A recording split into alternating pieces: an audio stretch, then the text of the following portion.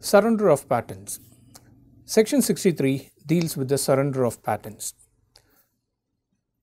A patent can be surrendered by the patentee before the patent office. There is a procedure for surrendering a patent. The consequence of surrendering would mean that the patent can no longer be enforced and it ceases to be a private right which is enforceable against third parties. So once a patentee surrenders his patent, the patent and all the materials covered by the patent, that is the invention or the technology covered by the patent, falls into the public domain. So surrender is a voluntary act by which the patentee gives up his right in a patent.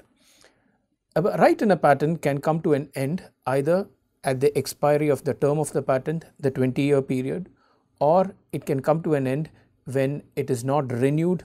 We had already seen for non-payment of renewal fees, or it can come to an end if there is an invalidation proceeding, say an opposition proceeding instituted by a third party or a revocation proceeding instituted by a third party. In all these cases, the term of a patent can come to an end. Surrender gives the option for a patentee to voluntarily give up the patent by a procedure that is established under the Patents Act and rules. Now let's look at section 63. Surrender of patents. 1. A patentee may at any time give notice in the prescribed manner to the controller offered to surrender his patent.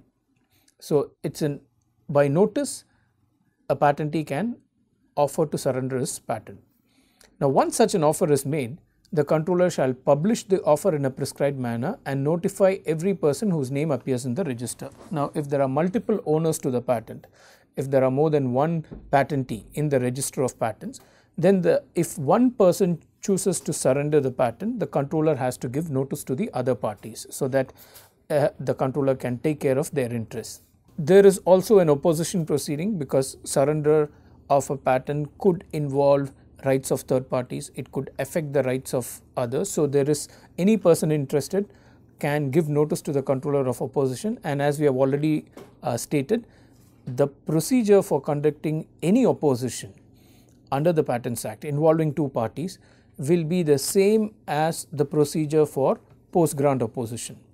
Section 55A onwards, the same procedure will be followed for any opposition under the Patents Act involving two parties. So there is a provision for opposing the surrender of patents, and if the controller is satisfied after hearing the patentee and the opponent, the patent may properly be surrendered. He may accept the offer and by order revoke the patent. Now this is important to understand. Surrender is an act from the patentee to give up his or her patent. So it's an act, it's an voluntary act done by the patentee in approaching the patent office, giving notice and giving the reasons as to why the patent has to be surrendered. Surrender in itself does not revoke a patent. That's important to understand that, because 63(4) tells us that the offer to surrender has to be accepted by the controller and by order the controller has to revoke the patent. So there is a recent case law of the Intellectual Property Appellate Board where the distinction between surrender and revocation was actually discussed by the Intellectual Property Appellate Board. So there Appellate Board said that an offer to surrender in itself cannot be deemed as a revocation, and the consequences of revocation can be different from the consequences of a surrender, because a surrender is done under section 63 whereas a revocation proceeding is under section 64, to which we will soon come to. Now the procedure of surrender is mentioned in rule 87. Now when an offer for surrender is done by the patentee, the controller shall publish the notice of the offer so that people who are interested may intervene by way of opposition. 2 talks about the opposition. The opposition for a surrender of patent is done by under form 14. Form 14 is the form that is to be used when there is a opposition to the surrender of a patent. And as we mentioned, the rules from 57 to 63, which generally deal with the procedure of post-grant opposition or opposition after the grant, the same rules will apply with regard to filing of written statement, reply statement, leaving evidence, hearing costs. The same rules will apply in an opposition proceedings that is triggered by a surrender of patents.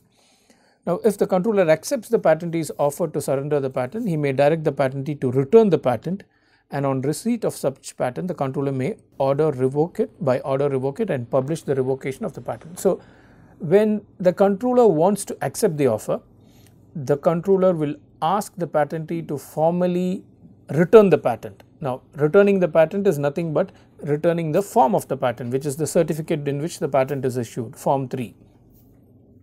So, this involves a return of the patent. So, it's just not, surrender is not just symbolic, there is some physical activity involved, which is giving back the patent certificate that was issued, and on receipt of it, the controller shall revoke it and publish the revocation. So, the revocation in a surrender also needs to be published.